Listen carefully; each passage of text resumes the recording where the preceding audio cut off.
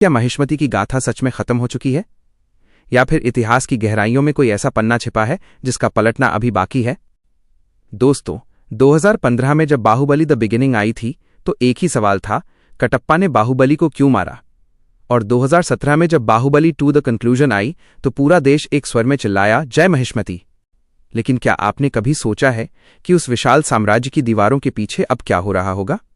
क्या महेंद्र बाहुबली का शासन इतना शांत है जितना हमें लगा? आज सोशल मीडिया से लेकर फिल्म गलियारों तक एक ही चर्चा है, क्या एसएस राजामौली फिर से महिष्मती की दुनिया में लौटेंगे? कल्पना कीजिए, महिष्मती में शांति है, महेंद्र बाहुबली और देवसेना के न्याय से प्रजा खुश है, लेकिन शांति अक्सर एक बड़े तूफान के आने का संकेत होती है। राज्य की सीमाओं पर छोटे छोटे कबीले खत्म होने लगते हैं। कोई है जो अंधेरे में अपनी सेना तैयार कर रहा है।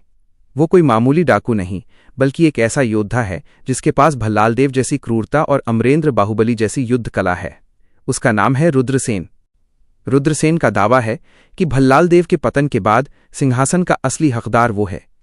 वो भल्लाल देव का वो छिपा हुआ भाई या सेनापति हो सकता है जिसे वर्षों पहले देश निकाला दे दिया गया था। कहानी में मोड़ तब आता है जब कटप्पा को एक पुरानी गुफा में राजमाता शिवगामी का एक गुप्त शिलालेख मिलता है।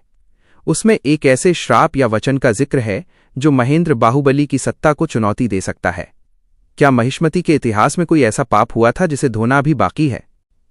रुद्रसेन की सेना सिर्फ इंसानों की नहीं, बल्कि जंगली जानवरों और नई तकनीक वाले हथियारों की है। महेंद्र बाहुबली को इस बार सिर्फ ताकत की नहीं, बल्कि अपने पिता अमरेंद्र बाहुबली की उस बुद्धिमत्ता की जरूरत होगी जिसने कालकेय को हराया था। युद्ध के मैदान में जब महेंद्र घिर जाता है तब वृद्ध कटप्पा अपनी ढाल बनकर सामने आते हैं। घायल कटप्पा की आंखों में आंसू और जुबां पर आखिरी शब्द होंगे, महिष्मती की रक्षा तुम्हारे खून में है मेरे बच्चे, इस गौरव को कभी झुकने मत देना। ये दृश्य सिनेमाघरों में एक बार फिर सन्नाटा और आंसू ला देगा। अगर बाहुबली 3 बनती है तो क्या पुरानी टीम वापस आएगी? बिना प्रभास के बाहुबली की कल्पना नामुमकिन है। उनके कंधों पर ही इस विरासत का बोझ होगा। क्या भल्लाल देव फ्लैशबैक में दिखेंगे? मुमकिन है। देवसेना के रूप में उनकी गरिमा कहानी को मजबूती देगी। रुद्रसेन के रोल के लिए किसी बड़े सुपरस्टार, शायद चियान विक्रम या यश को इमेजिन कीजिए। अब सबसे जरूरी सवाल, क्या यह फिल्म सच में बन रही है? सच्चाई यह है कि एसएस राजामौली फिलहाल महेश बाबू के साथ अपने अगले मेगा प्रोजेक्ट SSMB 29 में व्यस्त हैं। हालांकि उन्होंने एक इंटरव्यू में कहा था, बाहुबली की दुनिया खत्म नहीं हुई है। अगर एक ऐसी कहानी मिली जो पिछले 2 पार्ट से भी बड़ी हो तो मैं वापस जरूर आऊंगा।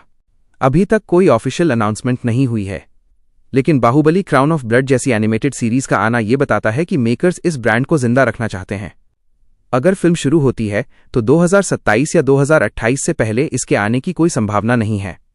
वीडियो खत्म करने से पहले एक जबरदस्त थ्योरी। क्या होगा अगर बाहुबली 3 वास्तव में महेंद्र बाहुबली की कहानी ना होकर महिष्मती की स्थापना, प्रीक्वेल की कहानी हो, जिसमें हमें पता चले कि आखिर महिष्मती का साम्राज्य इतना महान कैसे बना और कटप्पा का खानदान इस सिंहासन का गुलाम कैसे बना? तो दोस्तों, क्या आप महेंद्र बाहुबली को एक नए दुश्मन से टकराते देखना चाहते हैं? क्या आप फिर से सिनेमा हॉल में जय महिष्मती का नारा लगाना चाहते हैं? अपनी राय कमेंट बॉक्स में जरूर लिखें। अगर आप बाहुबली के सच्चे फैन हैं तो इस वीडियो को लाइक और शेयर करना न भूलें।